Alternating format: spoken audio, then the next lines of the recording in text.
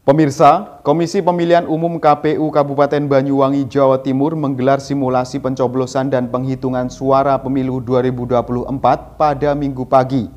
Simulasi ini dilakukan agar petugas KPPS dapat memahami proses pemungutan dan penghitungan suara dengan baik, serta memitigasi masalah sejak dini.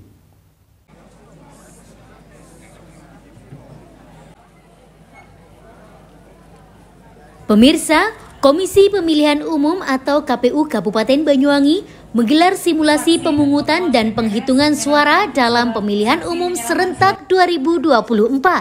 Bertempat di lapangan Wirabumi, Kecamatan Serono, Banyuwangi, Jawa Timur pada Minggu pagi 28 Januari 2024. Dihadiri seluruh komisioner dan sekretaris KPU Banyuwangi, Komisioner Bawaslu Banyuwangi, Forpimka Serono, 3 anggota PPK dan 1 anggota PPS seluruh desa Kabupaten Banyuwangi. Selain itu, serta puluhan warga sekitar sebagai peserta pemilih. Simulasi ini dimulai dengan petugas mengecek kesiapan TPS, memperlihatkan bilik suara hingga kotak suara yang tersegel. Saksi peserta pemilu memasuki ruangan TPS dan menyerahkan surat mandat, pembukaan rapat dan sumpah janji KPPS. Kemudian proses pencoblosan yang dilalui dengan lancar dan tertib sesuai dengan tahapan yang sudah ditentukan. Pelaksanaan simulasi pencoblosan ini merupakan bentuk evaluasi untuk pencoblosan pada 14 Februari 2024 mendatang. Oleh sebab itu, simulasi yang dilakukan sama persis seperti pada hari H pencoblosan pemilu 2024, mulai dari peserta, petugas, waktu dan proses pencoblosan lainnya. Simulasi pemungutan dan penghitungan suara dilakukan untuk melihat sekaligus juga untuk bahan evaluasi bagaimana proses pungut hitung dilakukan di TPS. Simulasi ini tidak lain untuk meminimalisir dan mengantisipasi terjadinya permasalahan pada hari pemungutan suara nanti. Maka dengan adanya simulasi ini diharapkan dapat memitigasi masalah sejak dini. Selain itu, dalam penggunaan Sirekap diharapkan dapat digunakan dengan maksimal oleh para petugas TPS. Agenda hari ini KPU Kabupaten Banyuwangi melakukan simulasi pemungutan dan penghitungan suara di TPS.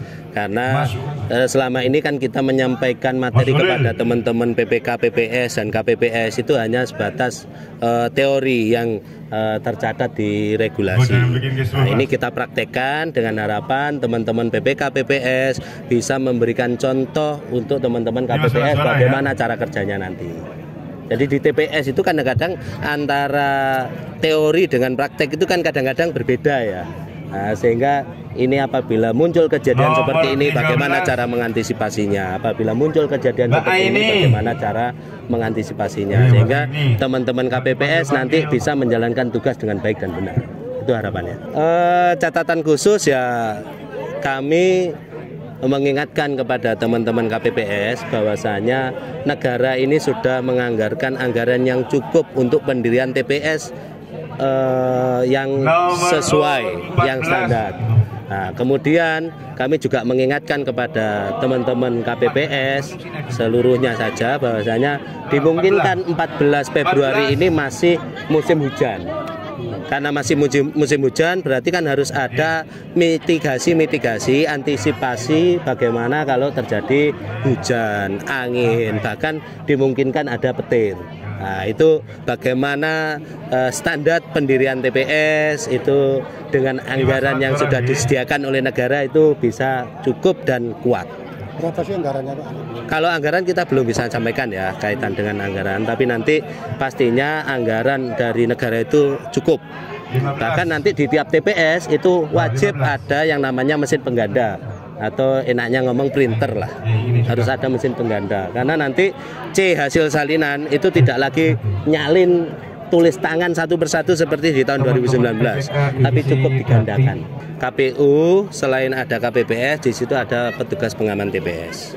Kemudian apabila memang terjadi bencana, itu regulasi sudah mengatur ada pemungutan suara ulang. Itu kalau memang salah satu syarat untuk terjadi pemungutan suara ulang itu kan apabila terjadi bencana alam. Nah, tapi kalau kondisi cuaca itu masih memungkinkan proses yang terjadi di TPS itu berlanjut, ya kita lanjutkan. Dari Banyuwangi, Jawa Timur, Tim Liputan Banyuwangi 1 TV melaporkan. Saksi dan pengawas TPS menyerahkan surat